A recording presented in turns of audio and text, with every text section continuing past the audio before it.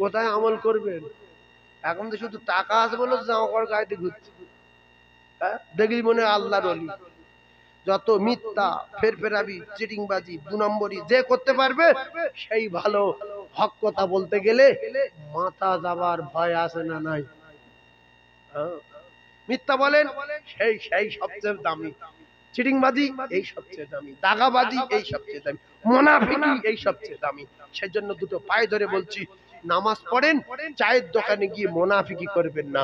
ইন্নাল মুনাফিকিনা ফি দারকিল আসফালি মিনান নার, এর মুনাফিকের ঠিকানা হবে জাহান্নামের তলায়। মুনাফিক আল গীবাতু আশাদ্দু মিনাজ জিনা, একজন প্রকাশ্য জিনা করছে আর একজন চায়ের দোকানে ফজরের নামাজ পড়ে সূরা ইয়াসিন পড়ে গিয়ে গীবত করছে। অন্যায় করছে কে বেশি? এই কথা বলেন, শিখেলেন? বাপের কথা না, রাসূলুল্লাহর কথা বলছি, মাথায় রাখেন।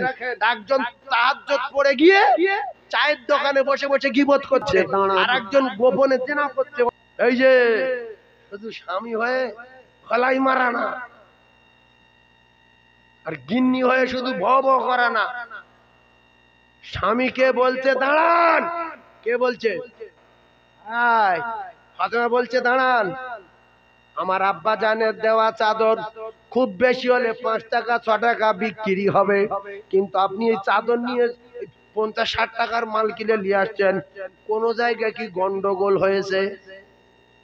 আগে খাওয়া দাওয়া নেই, মাথা গরম লোক কোথায়, শক্তিশালী লোক কোথায় মেরে ধরে কেড়ে আনলো, না কার দোকানে মাল নিয়ে আসছে টেনে, এ তো চাদরে তো এত টাকা দাম না। তখন শেরে খোদা আলী শুরু থেকে ঘটনা বলতে শুরু করলো। ঠান্ডা মাথায় বোঝেন, এখনকার ভাবিদের স্বামীরা যদি রাতের বেলা বাক্স চুরি করে নিয়ে আসে, শুধু বলবে মাল বুঝবে আর বলবে কেউ তো দেখা পায়নি, বলে না, বলছে চেপে যাও, আগে আলমারির তলা ঢুকিয়ে দেই, বলছে এক কাজ করো, এই ঘরের ভিতরে একটা গাড্ডা করো, করে রাতের ভিতরে মার্বেল লাগিয়ে দাও, কেউ যেন বুঝতে না পারে। ও ভাবি রে, ফাতিমা তু জোহরা বলে স্বামী গো 500 টাকা বিক্রি হবে চাদর, 50-60 টাকার মাল। শেরে খোদা আলী বললেন ফাতিমা, রাস্তায় ঘটনা ঘটেছিল, উটওয়ালারা উট দিল আর উট বিক্রি করে 60 টাকায় 6 টাকা ফিরিয়ে দিয়ে 54 টাকা ছিল, তার থেকে এত মাল কেনা হলো? ফাতিমা, এটা হালাল টাকার মাল, হারাম না। ও কলিজার টুকরারা, স্বামীর যেরকম স্ত্রীর জাহান্নামের আগুন থেকে বাঁচানোর দায়িত্ব, স্ত্রীরও দায়িত্ব স্বামীকেও জাহান্নামের আগুন থেকে বাঁচানোর। নাকি শুধু স্বামীর দায়িত্ব, স্ত্রীর না? এই জন্য আলীকে বাঁচানোর জন্য ফাতেমা বললেন যে যদি হালাল হয় তো খাবো, আর যদি হারাম হয় তাহলে না খেয়ে মরে যাব, খেতে হয় আল্লাহর জান্নাতে গিয়ে খাবো। সুবহানাল্লাহ বলেন, আর জোরে বলেন। আচ্ছা, এখনকার যা নামাজি, 100-র ভিতরে 95টা নামাজি তাহাজ্জুদ করতে যাওয়ার সময়, আর এই মানে বর্ষাকালে আষাঢ় শ্রাবণ মাসে ভোরের বেলা নামাজ পড়তে যাচ্ছিল, একটা 2 কেজি ওজনের কাতলা মাছ জলকর থেকে লাম মেরে পিছে রাস্তায় পড়েছে। ছেড়ে দেবে বলবো না হয়? রাত 3টের সময়, পৃথিবীর কেউ নাই, শুধু 2-4টে শিয়াল ঘুরছে, ছাড়বে? সঙ্গে সঙ্গে লুঙ্গি খুলবে। হ্যাঁ, তোমার মাছ ধরেলে বাড়ি যাবে, আর গিন্নি বলবে কেউ জানতে পারেনি তো, বলছে না, বলছে আচ্ছা মাল কষিয়ে খাবো, বলছে আমি নামাজটা পড়ে আসি। গিন্নিও জাহান্নামী, জাহান্নামী। মেজবাবু থেকে ছোট বাবু থেকে মেজবাবু, মেজবাবু থেকে বড়বাবু, বড়বাবু থেকে আবার অনেক উঁচু পদে চলে গেল, যাচ্ছে না যায় না? চুপ করে বসে থাকবে, ফরজ নামাজ পড়ে পালাবে, পিছনের কই বাদ দিতে হবে। এই মুক্কু, তোর জ্ঞান নেই, নামাজ পড়া ধরেছিস 40 বছর বয়সে, আর বেটা বাপের জানাজা নিয়ে বলছে বড়, তোমার আব্বাস 3 দিন নামাজ পড়তে পারিনি, 3 দিনে কাফারা কত? বলছে 3 দিনে 10,000। আমি দিয়ে দেবো, আমাদের কোনো অভাব নেই। ইমাম সাহেব ঘুরিয়ে বলছে তোমার বাপ তো পিছনে 30 বছর নামাজ পড়েনি, তাহলে পিছনে 30 বছরের টাকা দাও, 3 দিনে 10,000, পিছনে 30 বছর হিসেব করো। তখন বলবে আইন দিতে পারবো না। কি গো, পিছনের নামাজ মাপ আছে, জোরে বলেন মাপ আছে? সেই জন্য সবার দুটো পায়ে ধরছি, সব সময় নফল নামাজ বেশি বেশি পড়বো ইনশাআল্লাহ। সবাই বলেন ইনশাআল্লাহ, আরো জোরে বলেন ইনশাআল্লাহ।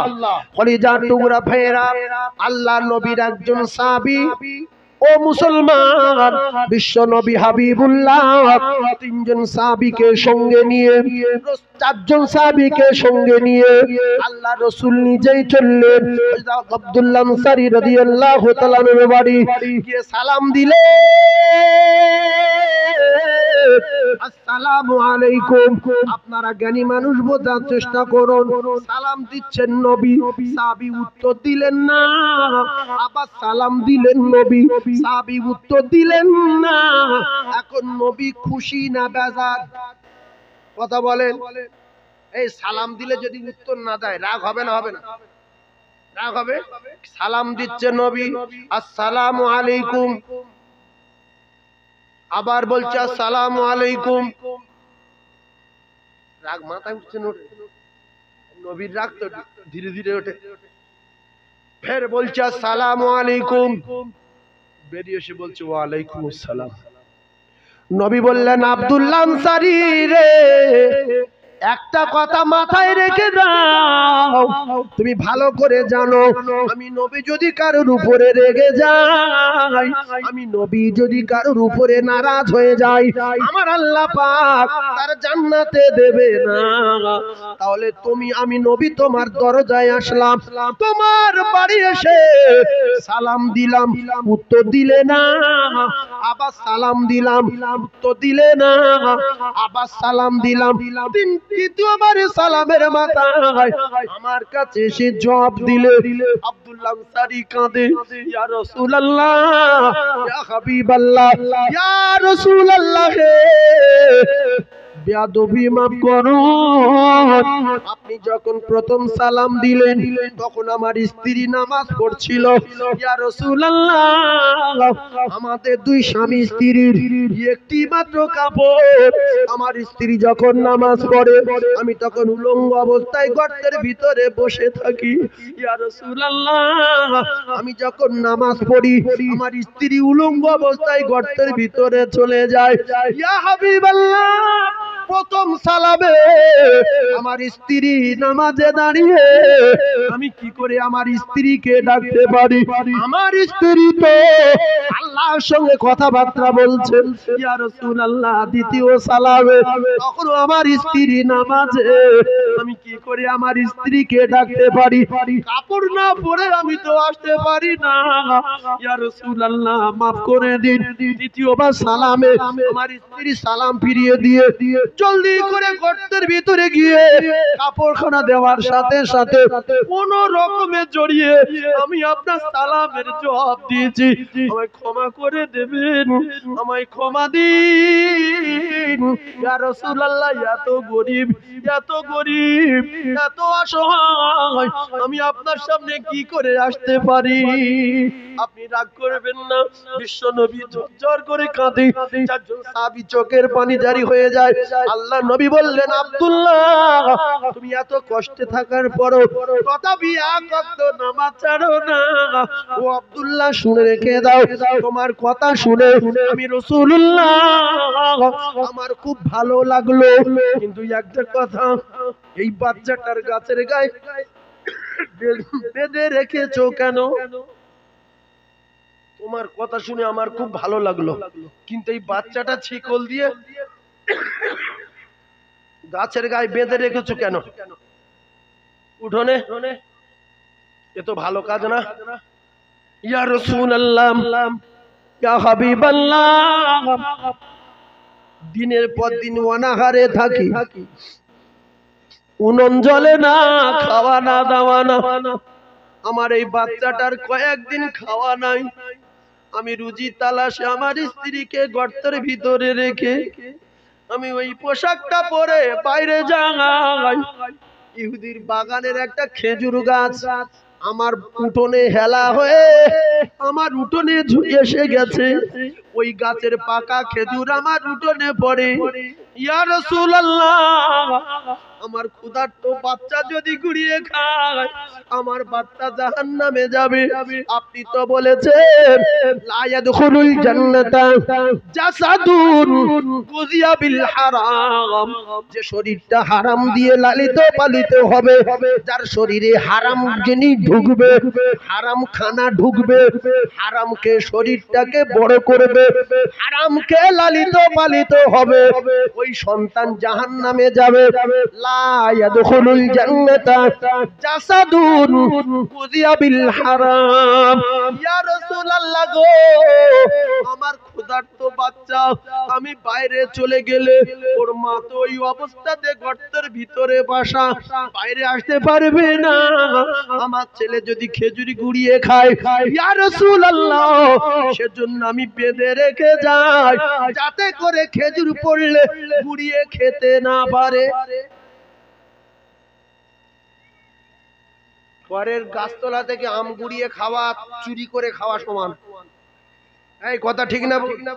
কথা বলে না?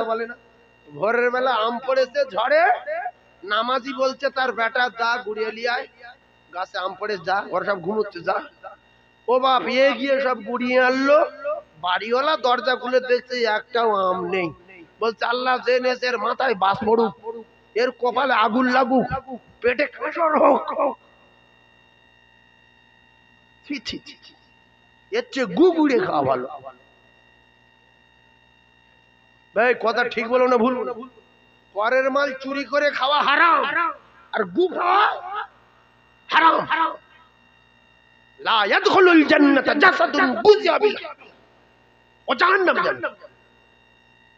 নামাজি মাছ চুরি করে নিয়ে আসছে, ছেলে এর পুকুরে সেগুন জ্বালবে এক খামচা, ওর পুকুরে এক খামচা, এ তাড়া মারছে, ও ইট মারছে, মাছ ধরি খেয়ে এত কটা চিংড়ি মাছ নিয়ে।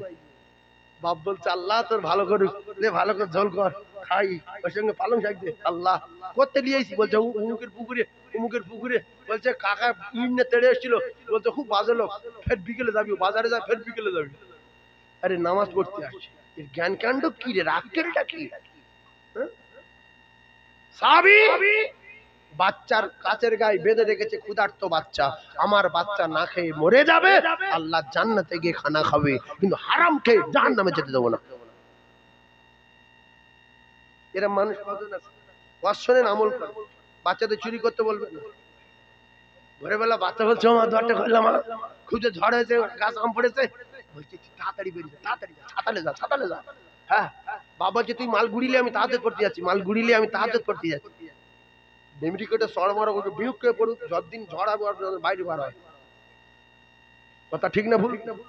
সেজন্য বাচ্চাদের জাহান্নামের থেকে বাঁচানোর দায়িত্ব কার? মা বাপের। আল্লাহ পাক জানান ইয়া আইয়ুহাল্লাযীনা আমানু, ও জ্ঞানী ভাইরা, মাতাওয়ালারা, যারা মনে করেন আমাদের বিরাট মাতার ব্রেন, আমাদের বিরাট সম্মান, বিরাট জ্ঞান, কেমন জ্ঞানী মানুষ, আল্লাহর কোরআন একটু বিশ্বাস করেন। আল্লাহ পাক জানিয়েছেন ইয়া আইয়ুহাল্লাযীনা আমানু, ও ঈমানওয়ালারা, আনফুসাকুম ওয়া আহলিকুম নারা, তোমরা বাঁচো নিজে জাহান্নামের আগুন থেকে, আর তোমার জাহান্নামে তোমার আহলে বর্গদেরকে জাহান্নামের আগুন থেকে বাঁচাও। হযরত ওমর ফারুক নালিশ করলেন, ইয়া রাসূলুল্লাহ, ইয়া হাবিবাল্লাহ, ইয়া রাসূলুল্লাহ, আব্দুল্লাহ আপনার পিছনে নামাজ পড়ে পালিয়ে যায়। ইয়া রাসূলুল্লাহ এক মুহূর্ত বসে না। রাসূলুল্লাহ জিজ্ঞাসা করলেন, আব্দুল্লাহ পালিয়ে যাও কেন? আব্দুল আনসারী বলেছিলেন, ইয়া রাসূলুল্লাহ, ইয়া হাবিবাল্লাহ, আমি শুধু একা নামাজ পড়ে আমি জান্নাতে যাব, আপনি তো বলেছেন আহলে বর্গদেরকে জাহান্নামের আগুন থেকে বাঁচাতে হবে। ইয়া রাসূলুল্লাহ, আমি নামাজ পড়ে গেলে আমার স্ত্রী নামাজ পড়বে, সেজন্য করে আমি দৌড়ে দৌড়ে চলে যাই। যদি আপনার পিছনে সময় কাটাই, ফজরের রক্ত শেষ হয়ে যাবে, আমার স্ত্রীর নামাজ কাজা হয়ে যাবে। অনেক বাপের বেটা নামাজি ফজরে নামাজ পড়তে আসে, কিন্তু তার গিন্নি নামাজ পড়ে না, এমন নামাজি আছে না নাই? অনেক বুড়ো আছে নামাজ পড়ে না, বুড়ি পড়ে। বুড়ি বলছে কই গো, বলো নামাজ পড়ো। বলছে একবার নেওয়ার পুতো মারো মুখে, তোমার তো মুখে পাড়বে না। বুড়ি বলছে বেশ, বুড়ো তো জুলুম, মরতে যাচ্ছে নামাজ পড়ে না। এই যে বুড়ি নেও তুলে, বুড়ো নেও মারতে, একটা তোর বাপের নাম ভুলে দেবো। বুড়ি বলছে এই দেখো ওঠো না। আরে ফজরের সময় নামাজ পড়ার জন্য ডাকলে বিরাট রিস্ক। আর যদি কারো রাগাতে চায় তাহলে এরকম করতে হবে। ওই গো, এগুলোর মাথার চুল একেবারে খাড়া হয়ে যাওয়ার ডাক। এ ডাক ভালো না। ডাকতে গেলে একবার ধরতে হবে, পায়ে চেপে ধরতে হবে, কিংবা হাতটা আস্তে করে চেপে ধরতে হবে। ওই ধরে আর ছাড়লে হবে না, ধরে আস্তে করে চাপতে আবার বলতে হবে কই আব্দুর রহমান বাপ ওঠো, কই সাবিনা ওঠো, স্বামী স্ত্রী ডাকছি ওঠো ওঠো। ওই যে ধরে আছেন ওই চাপ। আর যদি কই গো, এত রাগ হয় ওই সময়। আচ্ছা যাচ্ছে না, ওই মনে হয় আগলা ইন্ডি মেরে ফেলে দি, জাহান্নামে যাই যাও। সেই জন্য এই গায়ে হাত দিয়ে এরকম ডাক্তার নিষেধ। ডাকতে গেলে আস্তে করে ধরতে হবে। ওঠেন, ভালো লাগবে, আরাম লাগবে। ওই যে ধরেছে আর কষ্ট হবে না, আর মানে চোখ মুখ জ্বালা করবে না। এই ধরে দেখে তো ভাব খারাপ, আমার হক আদায় হয়ে গেছে। আপনার বুড়ির আপনি ডেকেছেন, বুড়ি আপনাকে ডেকেছে। কিয়ামতের দিন আল্লাহর কসম ভিডিও হবে, ভিডিও হবে। যা বুড়ো, তুই বুড়ির ডাকিনি। বুড়ি বলবো আল্লাহ আমার ডাকিনি। এ বুড়ো ধরো, আমার ডাকিনি। আল্লাহ বলবে বুড়ি ভিডিও দেখ। বুড়ি যখন ভিডিও দেখাবে, বুড়ির চোখ নীল হয়ে যাবে। যেই তো আমার ডেকেছিল, আমি নামাজ পড়িনি, সবার দুটো পায়ে ধরলাম। মসজিদে যখন যাবেন, বাড়িতে যখন থাকবেন, অন্তত আপনার কলিজার টুকরা বেটা বেটি গুলো আপনার স্ত্রীকে নামাজের কথা বলবেন। যদি তারা নামাজ না পড়ে, কিয়ামতের দিন আপনাকে ধরতে পারবে না। আর যদি এদের না বলেন, যদি এদের নামাজের কথা না বলেন, নিজে যদি জাহান্নামের আগুন থেকে বাঁচেন, আর এদের যদি না বাঁচান, আল্লাহর কোরআনকে অস্বীকার করা হবে। এর বিনিময়ে ছেলে মেয়েগুলো আপনার বুকের উপরে পা তুলে দিয়ে মারিয়ে বুকের হাড়গুলো ভেঙে দেবে। যে ছেলে জন্ম দেওয়ার সাথ তোর জন্মের মতো বিটিয়ে দেব, তুই নামাজ পড়েছিলিস, আমার বলিসনি কেন? সেই জন্য প্রত্যেকটা বাপের সন্তানের বলার দরকার আছে না নাই, যে কচি নামাজ পড়? বলে না, কারণ কি? যে আমি নামাজ পড়ি না। আমার ছেলের যদি বলি, ছেলের দিদি ফট করে ঘুরিয়ে বলে তুমি পড়ো না, আবার আমার বলো কেন? এই জন্য বাপ ভয় বলে না। সেই জন্য বাপ যদি ভালো হয়, বাচ্চা ভালো হবে। মা যদি ভালো হয়, সন্তান ভালো হবে। ফাতেমা ভালো না খারাপ? কথা বলেন। কি সুন্দর তথ্য দেখেন, খাতুনে জান্নাত ফাতিমা, জান্নাতের রানী ফাতিমা। ও ভাবিরা, খালারা, জান্নাতের রানী ফাতিমা নামাজ পড়ছে। হঠাৎ করে আব্বা জান আসলেন। আব্বা জানকে বলেন, আরে নবী, ফাতেমা তো রাসূলুল্লাহর কলিজার টুকরি। আব্বা জান এসে বললেন, মা দরজা খোলো। ফাতেমা নামাজ পড়ছে, কথা বলবে। বসে পড়লেন, চাদর গায়ে দিয়ে ওই যে দরজার যে পর্দা, ওই পর্দার চাদরটা টেনে নিয়ে ও মুসলমানেরা গায়ে জড়িয়ে নিয়ে দরজার কাছে দাঁড়িয়ে বলছে, আব্বা আপনি ভিতরে আসবেন না, আপনি বাড়ি চলে যান। রাসূলুল্লাহ বলে, মা আমি একটা বার দেখা করব, দুটো কথা বলবো। ও জ্ঞানী ভাইয়েরা, বোঝার চেষ্টা করুন।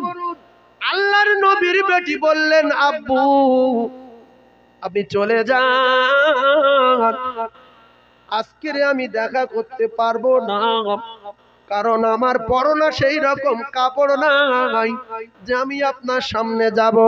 যে কাপড়টা পরা আছে, কাপড়টা ছেঁড়া।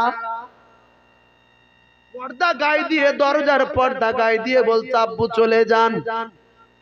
কারণটা কি? রাসূলুল্লাহ বলেছেন, ফাতেমা তোমার ব্যবহারে যদি কোনদিন আমার জামাই আলী রেগে যায়, অসন্তুষ্ট হয়, তুমি যদি মারা যাও, আমি নবী তোমার জানাজায় যাব না। ও ভাবিরা, খালারা, 4 পয়সার মালিকের বেটিরা, ঘাম দেখাও স্বামীর সাথে। আল্লাহ রাসূল বললেন, কোন স্বামী যদি তার স্ত্রীর বিছানায় ডাকে, ও কলিজার টুকরা ভাবিরা, কোনো কথা চলবে না, সাঁ করে বিছানায় আসতে হবে। 15 মিনিট দাঁড়াও, আধা ঘন্টা দাঁড়াও, এখন হবে না, দেরি আছে, কোনো কথা চলবে না। তোমার স্বামী যদি রেগে বিছানায় শুয়ে থাকে, আল্লাহর নবী জানান ওই স্ত্রীর উপরে আল্লাহর ফেরেশতারা বদদোয়া করতে থাকে, আল্লাহ এই নারীর জাহান্নামে দাও, ধ্বংস করে দাও, স্বামীর উপরে নারাজ। আর ওই রাতে যদি মারা যায়, বিশ্বনবী জানিয়েছেন ওই স্ত্রী জাহান্নামী, জাহান্নামী, আল্লাহর জাহান্নামে যাবে। ফাতিমা,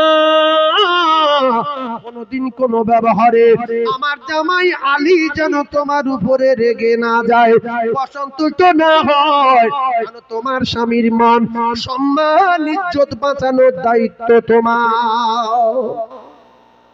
আব্বাজান, এখন আমি যদি আপনার সামনে যাই, আপনি যদি ঘরের ভিতরে আসেন, আপনি আপনার জামার উপরে রেগে যাবেন আর বলবেন, আমার জামাই আমার মেয়েটারে কি কষ্ট রেখেছে। সুতরাং চলে যান। চলে গেল।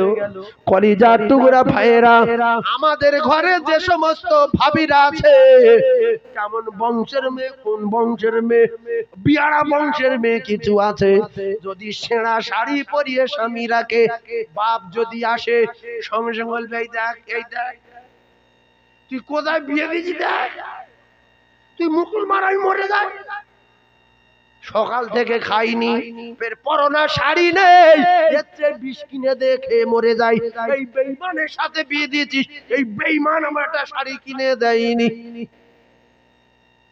ছি ছি ছি ছি ছি। 3 দিন ফাতিমা খানা খাইনি, স্বামী চুরি করতে বলিনি। শেরে খোদা আলী রে, পৃথিবীর 1 নাম্বার বীর, মারেফাতের সবচেয়ে বড় পীর হযরত আলী কাররামাল্লাহু ওয়াজহাহু কোনদিন কারোর চিন্তাই করেনি, টুটি টিপে ধরেনি, লোনের টাকা ফাতিমা নেয়নি। পৃথিবীর 1 নাম্বার নারী, জান্নাতে রানী, খাতুনে জান্নাত ফাতিমা।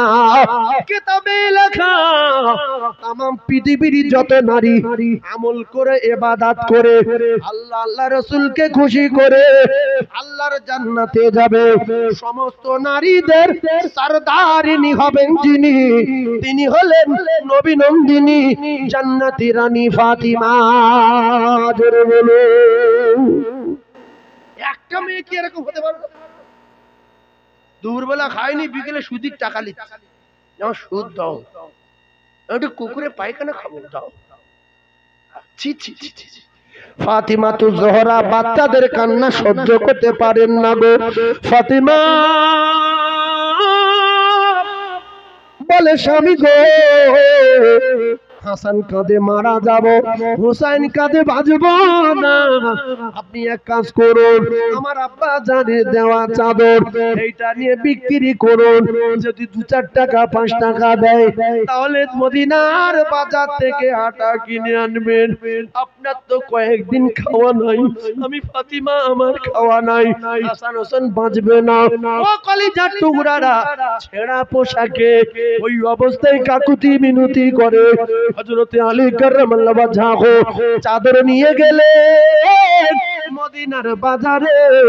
আলী কাররামাল্লাহু ওয়াজহাহু বলেন, নবী নন্দিনীর চাদর, নবীর বেটির চাদর, হাসান হুসাইনের মায়ের চাদর, নবী দেওয়া চাদর, এই চাদরটা আজকে বিক্রি করব। শের খোদা আলী বললেন, ক টাকা? ও কলিজার টুকরা ভাইরা, খরিদ্দার বললেন, ক টাকা? শেরে খোদা আলী বললেন, 6 টাকা।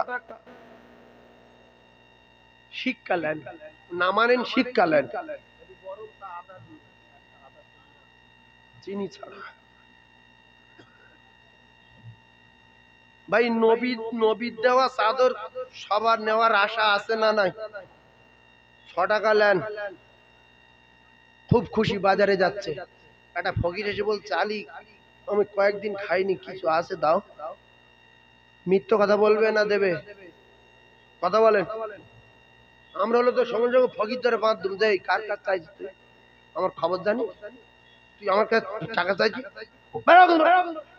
মারতো না, মারতো না। 3 দিন না খাওয়া চাদর বিক্রি করে 6 টাকায় আটা কিনতে যাচ্ছে। আমরা হলে কেউ দিতাম না, সঙ্গে সঙ্গে ফকির মেরে জাহান্নামে যেতে। তোর চাওয়া স্বাদ মিটে দেবো। তো 2 টাকা দিয়ে দিল। আসে আর ক টাকা? 4 টাকা। ফের একটা ফকির আসলো, বাবু কয়েকদিন খাওয়া নেই। আসে, শুধু বলছে আসে, যাটা না বলুক তার অবস্থা হবে, মিথ্যাবাদী হয়ে যাবে। আসে, বাবু হবে, এলে আসে আর 2 টাকা। আবার একটা ফকির এসে বলে, বাবু কয়েকদিন খাওয়া না বাপ। আসে, অন্তত এইবার তো মুখে ঘুষি মারা দরকার। ওদিকে বাচ্চা তাকিয়ে আছে, আব্বু শিওর আটা আনবে। স্বামী স্ত্রী তাকিয়ে আছে, ফাতেমা আমার স্বামী শিওর আজকের কিছু না কিছু আনবে, যেহেতু চাদর দিয়েছি মানে 1 টাকাও হলেও বিক্রি হবে। কিন্তু 3 নম্বরে ফকির দিয়ে দিয়ে চুপচাপ মেরে দাঁড়িয়ে। আমরা কি মানুষ ভাবি, একটু ভাবি। এর ভিতরে অনেক লোক আছে ফকির তাড়া করে। ফকির দেখলে বলে, এই তুই জন লোক ভিক করছিস কেন? মুখি মেরে দাঁত ভেঙে দেবো। ফকির বলছে, আল্লাহ আমার এই 2টো পা ভাঙা পাত বসানো আছে, এ বলছে আমার দাঁত ভেঙে দেবে। আল্লাহ তুমি ওর বিচার করো, তুমি ওর ধ্বংস করে দিও। মানুষ এত সহজে কিন্তু ভিক্ষা করে না। আর না, ওর হার্টের রোগ আছে, কোনো কাজ করতে পারে না। অনেক মানুষের দেখবেন শরীর পুরো বুলেটের মতো, কিন্তু গায়ে ক্ষমতা নাই, কাঁপতে কাঁপতে হাঁটে। তাই ভিক্ষা করা এত সহজ না। নিশ্চয়ই কিছু হয়েছে, তাই ও ভিক্ষা করছে। যদি জানার এত ইচ্ছা হয়, মারার ইচ্ছা হয়, তাহলে ওর পাশে বসিয়ে জিজ্ঞাসা করেন, বাবু তুই ভিক্ষা করিস কেন? তোর কারণ কি? তোর শরীরের কোনো প্রবলেম আছে? তোর বাম্মা নাই না ভিটা বাড়ি নাই? ভাইয়েরা আমার, বাবাজিরা, কারণে যারা ফকিরের রাস করে মারতে যায়, এদের মারবে আমার আল্লাহ। ওই অ্যাক্সিডেন্টে মরবে, এই হার্ট অ্যাটাকে মরবে, এই ফকিরের বদদোয়ায় মরবে। পৃথিবীর কারো বাপ ঠেকাতে পারবে না। রাসূলুল্লাহ বলেছেন, দাওয়াতুল মাজলুমের দোয়া 7 আসমান ভেদ করে আল্লাহ পাকের আরশে আযিমে যায়। মাঝখানে কোথাও কোনো পর্দায় আটকানো যায় না। অনেক বাড়ি ফকির গেলে তাড়িয়ে দেয়, আছে না নাই? সাত সকাল নেই, জ্ঞান নেই, খাবার সময় লা ইলাহা ইল্লাল্লাহ মুহাম্মাদুর রাসূলুল্লাহ। ফকির বলছে, আল্লাহ ওই খাবে, ও যেন কলেরা হয়। এই বদদোয়া কবুল হবে না? হবে না কেন? এত এত বার বৃদ্ধি কেন? আরো খাবার সময় ফকিরে ডাকেন, যাবা এই ফকিরে মেয়ে ভাত খেয়ে তোমার? না বাবা, খাইনি বাবা। আয় আয় বাবা, এই ওখানে বস। আপনার বিছনায় বসাতে হবে না, আপনার কাছে বসাতে হবে না, একটা প্লাস্টিকের থালা নিয়ে বারান্দার কোলে 2টো ভাত দেন। ও খুশি হয়ে দোয়া করবে, মালিক এর বড় করো। এই ব্যবসা করে আল্লাহ, যে কাজ করে আল্লাহর কাজে অনেক টাকা দিও। ও তো বরকত ফরকত বোঝে না, আং মাং করে যা বলতে বলছে। অনেক টাকা দেবে, এর ভালো করবে, এর বাড়ি বালা মুসিবত দূর করবে। কালকের অ্যাক্সিডেন্ট হতো, কালকে আপনার হার্ট অ্যাটাক হতো, কালকের স্ট্রোক হতো, আল্লাহর কসম ফকিরের দোয়া আল্লাহর দরবারে কবুল হয়। ওই মজলুমের দোয়ার ওসিলায় আল্লাহ বালা দূর করে দেবে। জোরে বলুন, জোরে বলুন। সেজন্য ও ক লাখ টাকার খানা খেত, 1 মুঠো ভাত। ফকির তো 14 টাকা খেয়ে তো বলে খাইনি। ওই 8 কোটার বেশি খেতে পারবে। ও পাশের বাড়ি খেয়েছে শাক ভাত দিয়ে, আপনার বাড়ি গোশ খাচ্ছেন থেকে বলছে, বাবা আমি খাইনি। বা বুঝতে পারেননি? 1 কোটা ভাত আর 1 পিস গোশ, আপনার কি বংশ ধ্বংস হয়ে গেল? মসজিদে শুনে রেখে দেন, খাওয়া দিতে হবে না, বিচার আল্লাহ করবে। মসজিদে মানে শুক্রবার বিদেশি লোক আসে, অনেক লোক ভয়েতে জিজ্ঞাসা করে না যে আপনার বাড়ি কোথায়। যদি ফট করে খাবো বলে, বংশ ধ্বংস হয়ে যাবে আমার।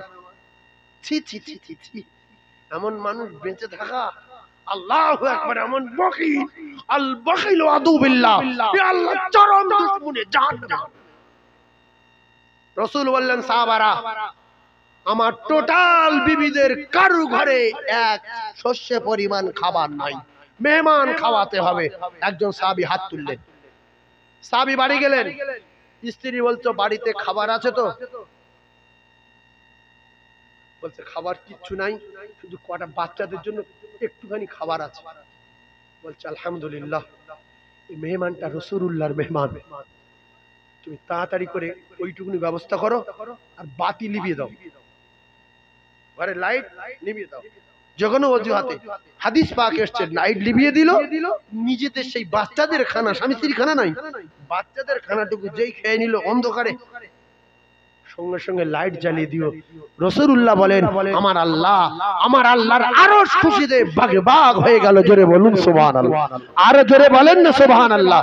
রাসূলুল্লাহ বলেছেন এই মেহমান, এই মুসাফির যদি বাড়ি নিয়ে যাও, ও যা দোয়া করবে আপনার বাড়ির জন্য আল্লাহ পাকের দরবারে লাইতে সেকেন্ডের মধ্যে কবুল হয়ে যাবে। মাঝখানে কোথাও কোনো পর্দায় আটকানো যাবে না। শেরে খোদা আলী দাঁড়িয়ে বকিলের খাতা থেকে নাম কেটে দেন, কৃপণের খাতা থেকে নাম কেটে দেন। শেরে খোদা আলী রে দাঁড়িয়ে বাড়ি যেতে পারবে না, এমন অবস্থায় দেখা গেল শেরে খোদা আলী কাররামাল্লাহু ওয়াজহাহু ওইভাবে চুপচাপ বেড়ে দাঁড়িয়ে। একদল উটওয়ালারা আসছে, বলছে ও নবীর জামাই, তুমি মন মেজাজ খারাপ করে দাঁড়িয়ে আছো কি উট কিনবে বলে? আবার রাগ বাড়বে না কমবে? এই জন্য ক্ষমতা থাকলে সব জায়গায় রাগ দেখানো ঠিক না, ক্ষমতা দেখানো ঠিক না। ক্ষমতা সেকেন্ডের ভিতরে আল্লাহ ছিনিয়ে নিতে পারে, পারে না? পারে না? ক্ষমতা দেখি একজনের মারলে, মেরে বাইক চালিয়ে স্টার্ট দিয়ে শাঁ করে ঘুরলে, শাঁ করে লরি চলে চলে গেলে, শাঁ করে মরে গেলে, ক্ষমতা দেখানো ঠিক না। হযরত আলী তো উটগুলোকে বলতে পারতো যে ফকির যেরকম লেগেছে তোরা সেরকম লেগেছিস কি, আমার কি যাই তাই ভেবেছিস নাকি? আমার চিনিস আমি কে? পৃথিবীর 1 নম্বর বীর, আল্লাহ আমার বাপ করে পাঠিয়েছে। না, ধৈর্য ধারণ করলো, বলছে বাবু আমি তো উট কিনতে পারবো না, আমার কাছে কিছু নাই বাবু। বলছে আপনি যদি উট নেন তাহলে আপনার বাকি দেব, কারণ আপনি খুব ভালো মানুষ, আপনি নবীর জামাই, ফাতেমার স্বামী, হাসান হোসেনের আব্বা, ফ্রেশ মানুষ, নেবেন বাকি নেবেন। হযরত আলী দেখতেছি এত বড় উট যদি বাকি দেয়, যদি 2-4 টাকা লাভ হয় তাহলে হাঁটা কেনা যাবে। বলছে বাকি দেবেন? বলছে হ্যাঁ। তো বলছে কোনটা নেবেন? বলছে এই বড় উটটা কত? বলছে 6 টাকা। হ্যাঁ দেন দেন দেন, টাকা কিন্তু আমি বিক্রি করে দেবো। বলছে হ্যাঁ। বাজারে নিয়ে গেল হযরত আলীর উট, সবাই এসে হাজির হয়ে গেল খরিদ্দার। আলী বলছে উটের দাম আমি প্রথমে বললাম 60 টাকা, কুমে কুমে যদি 10 টাকায় আসে, 7 টাকায় আসে, তবু 1 টাকা লাভ হবে, 6 টাকা ফিরিয়ে দেবো। কিন্তু আল্লাহর কুদরত বোঝা বড় দায়, 60 টাকা বলার সাথে সাথে খরিদ্দার টাকা বার করে দেয়। জোরে বলুন। এই বলছে 60 টাকা, বলছে টাকা লাভ। আল্লাহর কুদরত, আল্লাহর কুদরত পরীক্ষা। তো বললো তাহলে যেই 60 টাকা দিল, শাঁ করে চলে আসলো মুটলাদের কাছে, 6 টাকা দিয়ে দিল, আর কাছে ছিল ক টাকা? 54 টাকা। এই 54 টাকা নিয়ে মদিনার বাজারে অনেকগুলো মাল সামান কিনে মাথায় করে নিয়ে বাড়ি আসে আলী।